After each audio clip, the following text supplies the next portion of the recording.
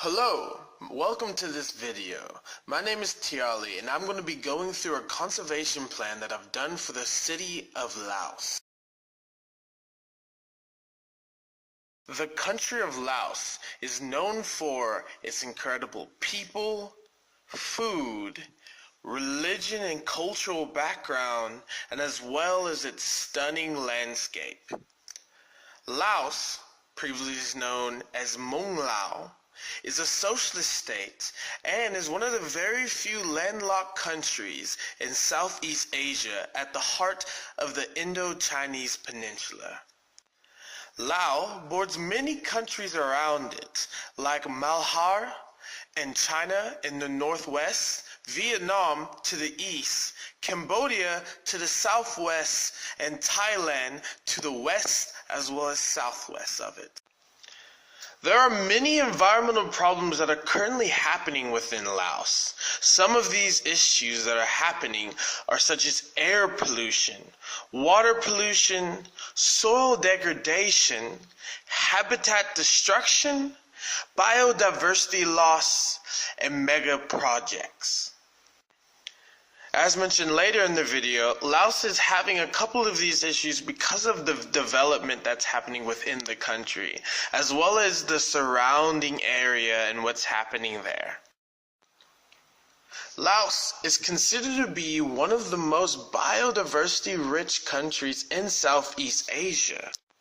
Historically, a small population as well as a low rate of natural resource exploitation has allowed significant natural and cultivated biological resources to survive. Created with free version for non-commercial use.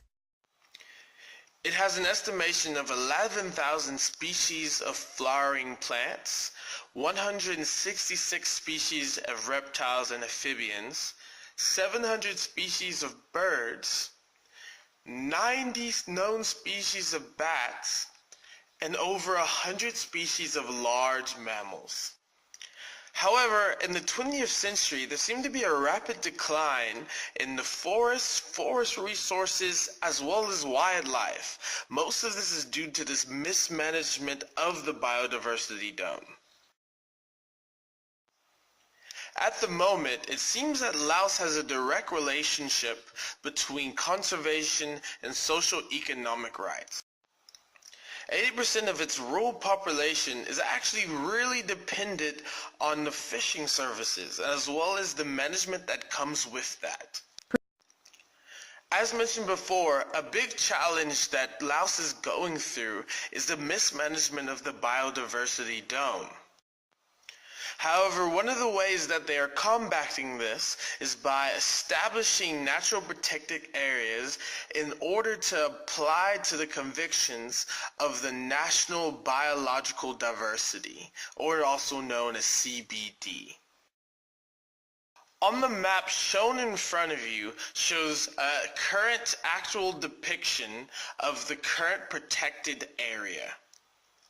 This is important because it shows that around 45% of the country actually has these protected areas currently in place.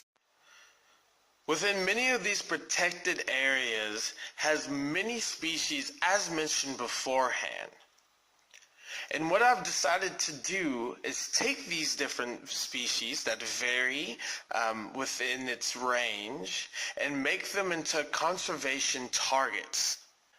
These conservation targets are basically species within a biodiversity that a natural resource manager selects to represent the biodiversity of a conservation landscape or protected area. This then serves as a way for there to be a focus in conservation investment as well as a measuring of conservation effectiveness. This means that conservation targets are simply those environmental systems as well as the species, which we're going into, and where we focus planning and management efforts into. And because I decided to use only a handful of targets for this conservation planning, selecting an appropriate target is very crucial for successful planning as well as adapting management. Now within the next couple of slides, you'll see a couple of maps come up that basically have the species and as well as this distribution rate. This consists of its percentage as well as the species penalty factors. The SPF is a scaled factor which determines the relative importance of meeting the target for each species. Now normally someone would have to actually work out the equation, but thanks to recent studies and improvements in GIS, this factor is already put in to the work, as you'll see in the following slides. Leolau ligamus is also known as the Leonth rock rat, which is based off a rat species in the Qarbon region of Laos. This species, as seen on the board, has a SPF of 13. Rhipropteris is also known as the leaf-nosed bat. It is a species of bat that can be seen in the Balitan Risto province of Laos. Oberana bovalis is a species of amphibian, being a frog, and is generally found in the Bovalan Plateau, generally within wet evergreen forests, especially under rocks and vegetation. Letobrachia budget is also an amphibian species that often is found in the Bolivian Plateau within the Chahis province. Its habitat is generally subtropical or tropical moist forests. Its SPF is 30. Hylomyth megalodith is often found in the southern part of Laos and is characterized and known for its long ears as well as long skull. Its SPF was 14. The Latridonlosis, also known as the Laos warty newt, is a species of salamander. It is only found in the Sambon Special Zone and the Pangkang district in Xinhondzin province of Laos. The Trachypithecus lodum, which is also known as the Laothan lagger, is often found in the Tenures province. It is a species of primate that's natural habitat is within subtropical as well as tropical dry forests. Lithobrachium xanthux is a species of frog that can be found in the southeast part of Laos. It is often seen in the Dukchung Plateau of the Pakan Mountains, the Dukchung district, as well as the Sekong province within Laos. The Pycnotis holong, also known as the bare-faced bulbul, is a member of the bulbul family of the passerine birds. It is often known in the Savannakea province and has a SPF of 10. The species of Hipporestus caerestus is also known as the leaf-gnome bat. This bat is often seen in Paukung Keru, which is in the northwest province of Laos. Also, it has a SPF of 25. The next couple of slides will give a different perspective of the conservation plan that Laos should have, that I've included also. The first one is the conservation planning units. The second one being the conservation planning tenure. And finally, the last one is looking at the MARXM method through GIS. Now the maps that I'll be using for my planning units will be both the systematic planning unit as well as the ecological planning unit. Both afterwards will give an explanation on how the process is actually done. Created with free version for non-commercial use. Now, saying what a systematic planning process is, it basically identifies the objectives of the site investigation and establishes the type of information needed to make environmental decisions. This also helps us see the level of development that actually is going to happen and go towards environmental pressures based off the map that is allocated. This approach also seems to focus more on the country as a whole and not necessarily the specific points, such as species that are put in.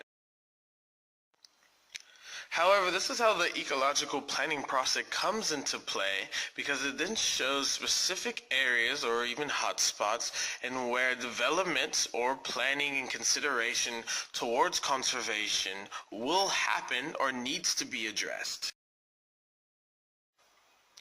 Now, moving on to the conservation planning tenure, this is essentially looking at the conditions in which land or buildings are held under, and with specific purpose of looking at the protective areas. As we had just said, I did an evaluation which basically provided and looked at the existing protected areas and what they actually are looking like. Now, on the map it shows as green, and unfortunately it didn't come out as the pink, but this just shows that there's a large population of protected areas that are actually being looked at. The next map actually gives us a little more depth in terms of how development is seen. As we see, there are a whole bunch of roads that have been put onto the map discussing the roads and developments that's happening within the areas of Laos. And as we look into these roads, it seems that a lot of these roads are actually cut off from these protected areas, meaning that there are definitely ways, and there definitely has been ways in which these areas have been protected, species also have been protected and looked after. But at the same time, it does show that there can be more protected areas, or at least development towards these areas that can help us plan for conservation efforts. So the final process for conservation planning that I've used in this video has been the MARXM method. These targets are the amount of each feature that the program is instructed to select. It also is used for measuring reserve network cost. Now, each of these are based off a planning unit that is a certain cost that MARXM basically calculates and combines cost for all these planet units. The different planet units are area, which is basically looking at the protected zones that we've looked at earlier on, financial value, opportunity cost,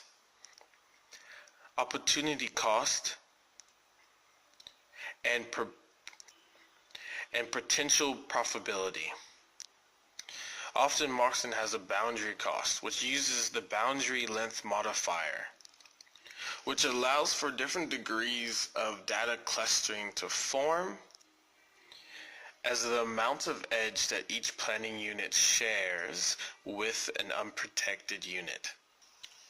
The result of this process is finally having a selected representative process where individual solutions are made options for decision makers.